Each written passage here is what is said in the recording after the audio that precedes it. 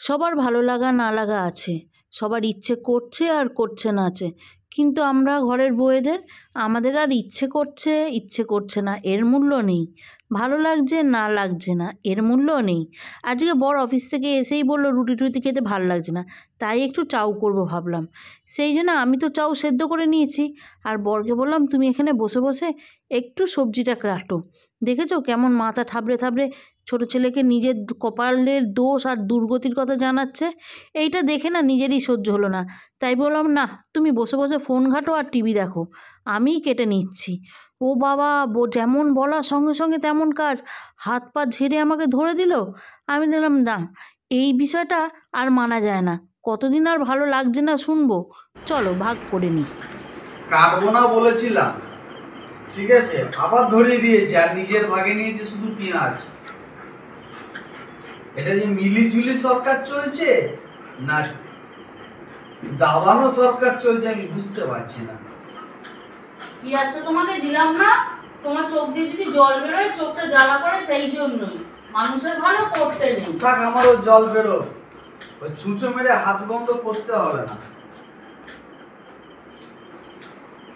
একটা সময় ছিল যখনই কেউ বলতো কিছু ভালো লাগছে না করতে, কে এই লাগছে না, নিজেই করে নিতাম।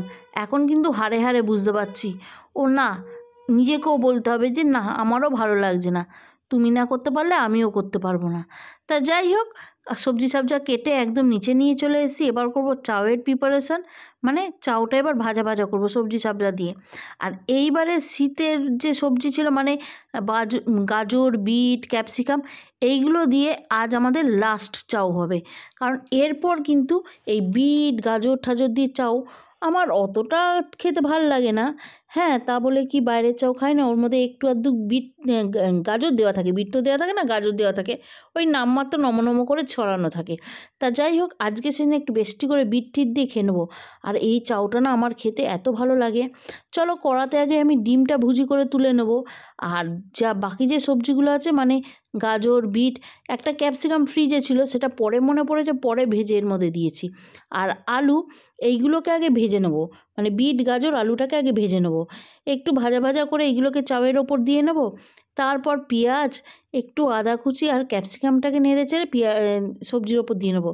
তারপর এটা চাউ দিয়ে নাড়বো। দেখেছো, তোমাদের সাথে গল্প করতে করতে আমার চাউও কিন্তু এক বাটি হয়ে গেছে। আমাদের না ওই চাউ একসাথে সব নেড়ে নুড়ে ঘন্ট করে দিলে হবে না, একটু করে ভাজা আর একটু করে চাউ দিয়ে আলাদা আলাদা করে নেড়ে তারপর তাদেরকে দিতে হবে, স্পেশাল ভাজি আর কি। নাও আমি আমার বরকেও দিয়ে দিয়েছি। আর সে সঙ্গে বলছে স্যালাড কোচাওনি, স্যালাডের মধ্যে আজ পেঁয়াজ ছিল, শশা ছিল না, তাই দিয়েই দিয়েছি। রাতের খাবারটা মাঝে মধ্যে রুটিকে স্কিপ করে এরকম খেলেই ভালো লাগে, তাই না? আমাদের রাতে কিন্তু মাঝে মধ্যেই এরকম ধরনের খাবার হয়। কখনো ঘুগনি মুড়ি খাই, কখনো চপ মুড়ি ভাজটি করে মাখা খাই, কখনো চাউ, আবার কখনো তো আলাদা ধরনের কিছু। আমাদের না যে কোনো জিনিস ওই একঘেয়ে মানে রুটি মানে রাত কন্টিনিউ রুটিই হবে, আর ভাত মানে কন্টিনিউ ভাতই হবে, সেই জিনিসটা আমার একদম পছন্দ না। জানো তো, আমার মাঝে মধ্যে দুপুরবেলা ভাতও খেতে ইচ্ছে করে না, তখন মনে হয় অন্য কিছু, মানে ওই সাবু মাখা বা চিড়ে মাখা গরমকালে।